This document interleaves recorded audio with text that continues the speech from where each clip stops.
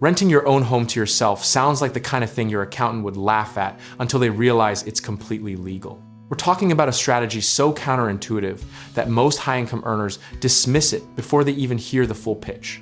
Here's the setup. The IRS has a little-known provision buried in the tax code called IRC Section 280A, subparagraph G. Most people know it as the Augusta Rule. Named after the week Augusta, Georgia, homeowners rent their houses to Masters tournament crowds. This rule says you can rent your home for up to 14 days per year and pocket that income completely tax-free. Now, before you roll your eyes, let's talk about what's actually happening under the hood.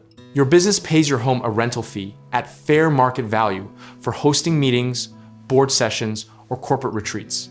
And that payment becomes a legitimate business deduction. Meanwhile, that same money lands in your personal account and never touches your taxable income. That's not a loophole, that's architecture.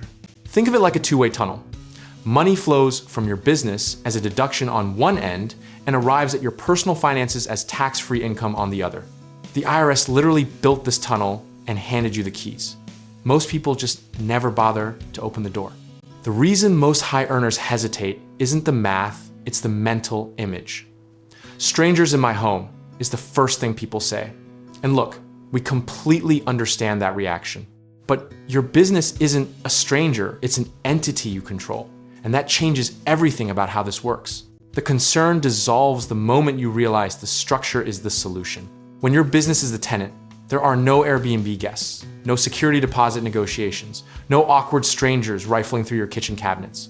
It's a clean, documented, internal transaction between two entities you own. But here is where people trip up, and this is critical legitimacy lives in the paperwork. You need a board resolution establishing business purpose, fair market value evidence pulled from Airbnb comps or local event space rates, and a real invoice paid from your business account to your personal account.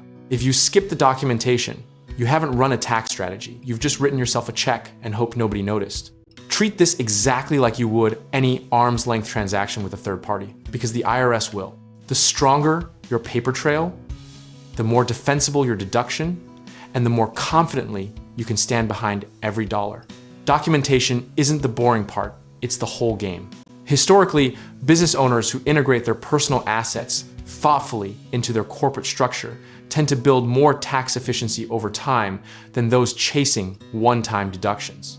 This strategy fits squarely into that longer arc of intelligent, layered tax planning that compounds in your favor year after year. The misconception we hear most often is that this strategy is aggressive or somehow in a gray area. It isn't. Congress literally wrote this into the tax code, and it has survived decades of scrutiny precisely because when done correctly, it reflects a real, documented business activity. Aggressive is ignoring it. Practically speaking, here's your action plan. Pick a legitimate business purpose, a quarterly planning session, an advisory board meeting, a corporate strategy day, document it properly, price it at what a comparable event space would charge, and run the payment through your business account, 14 days or fewer. And that income is yours, free and clear. Process and documentation over everything else. That's the discipline that separates a strategy from a risk. What makes this particularly elegant is that it rewards the business owners who are already running organized, well-documented operations. If your business has board minutes, defined processes, and clean financials, layering in this strategy is almost frictionless. The messy operators are the ones who turn a clean deduction into an audit conversation.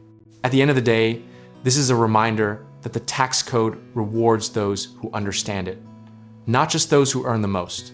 Discipline, consistency, and right-sizing your strategies to your actual situation will always outperform the person swinging for one massive tax home run.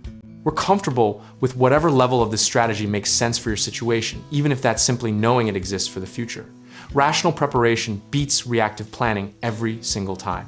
And if you're ready to explore whether the Augusta Rule, real estate investing, or smarter business structuring fits your goals, check out our links in the description below. We're here to help you get started.